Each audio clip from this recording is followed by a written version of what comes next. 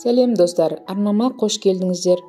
Бүгін сіздермен өте дәмді, өте танымал болған Whoopie Pie тортының оригинал рецептімен бөлісетін боламын. Менімен бірге видеоны соңына дейін мұқият қарап, арнама тіркелуді ұмытпаңыздар.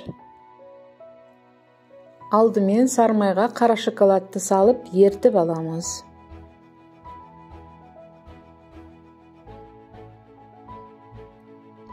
Мен буға қойып ертетін боламын. Шоколад еріп болғанша миксерге бірінші жұмыртқаны құйып араластыра береміз.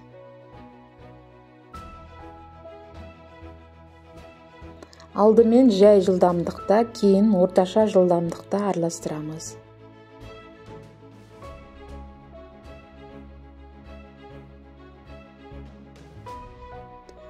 Жұмыртқа осылай араласып болғанда үстіне қантты аз-аздан бөліп саламыз.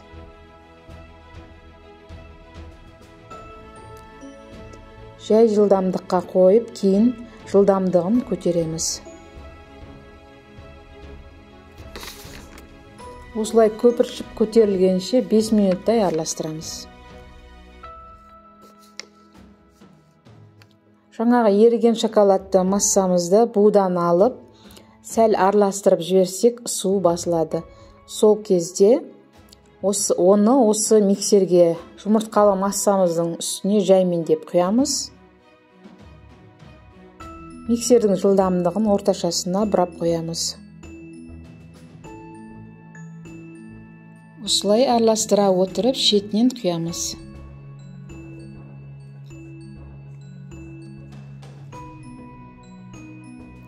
Енді құрғақ ұнтақтарды дайындап аламыз. Ұнға какао және қопсытқышты қосып араластырамыз.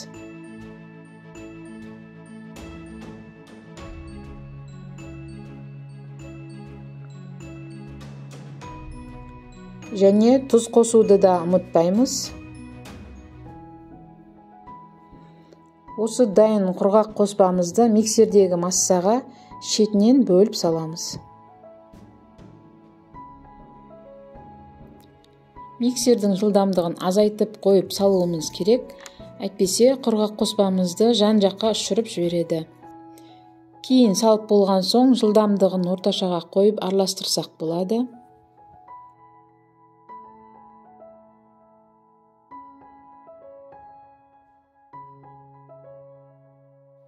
Барлығын жақсылап араластырып алдық.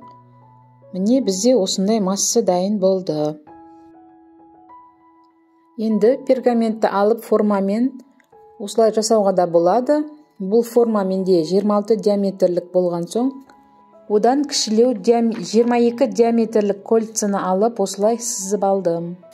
Барлық 4 дана пергаментке де сызып аламыз.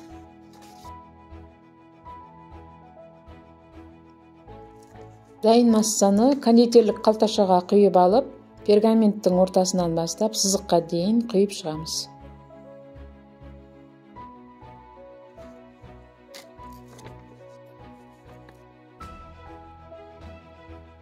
Осылай төртеуіне де бірдей қылып құйып аламыз. Енді 180 градуста қызып тұрған пеште әр қайсысын 6-7 минуттай пісіреміз. Міне барлығын пісіріп алдық. Енді пергаменттерін алып, жиектерін бірдей етіп кольцамен кесіп аламыз.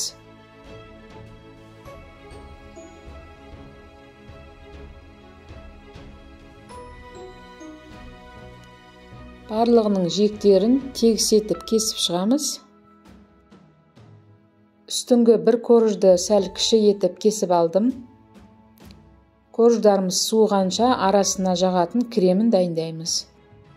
Құрғақ миксерге салқын 33%-дық сливкиді, яғни клегейді құямыз. Одан кейін маскарпоне клегейлі ірімшігін саламыз. Келесі сүзбелі ірімшікті саламыз. Әрқайсысын бөлек-бөлек араластыруға да болады. Мен осылай бәрін бірден салып араластыратын боламын.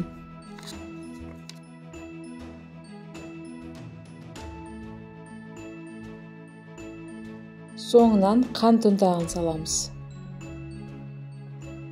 Алдымен жай жылдамдықта, кейін орташа жылдамдыққа қойып араластырамыз.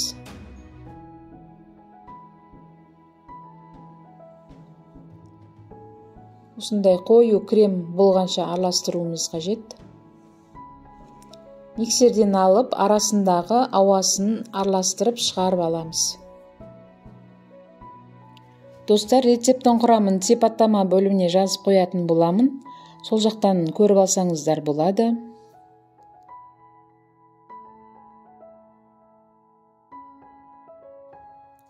Енді номері 808-ші насадканы пайдаланатын боламыз. Кондитерлік қалташанның басын кесіп, насадканы салып, артынан кремді салып аламыз.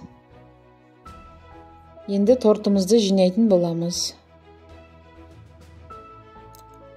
Корждың астын бетіне қаратып қойып, кремді дөңгелек етіп сала береміз. Жиектеріне шариктерін салып болып, ортасына да крем жағып осылай тегістейміз. Кремді басында көз мөлшермен 3 бөлікке бөліп алуымыз керек. Сол кезде крем 3 қатарға да жететін болады.